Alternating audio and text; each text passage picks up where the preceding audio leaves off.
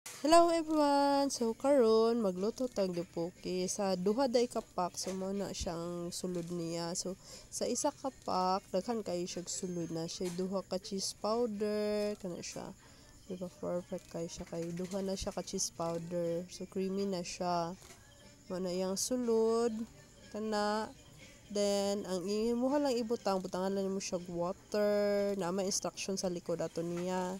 Siya mong gibuhat, gibutang na nako nang baliduhan na siya kapak una na siya kadaghan na so bali o pabukalan lang nimo then human nimo pabukas sa iyaha hinay-hinay lang o kaya lang permente kung di nimo na siya o kayon mo pilit na siya sa button niya so maglisod na kagkuha then kana siya butang na nato ang cheese. Tapos low fire lang siya, ayaw nyo kuskay ang fire, low fire lang ni siya dayon.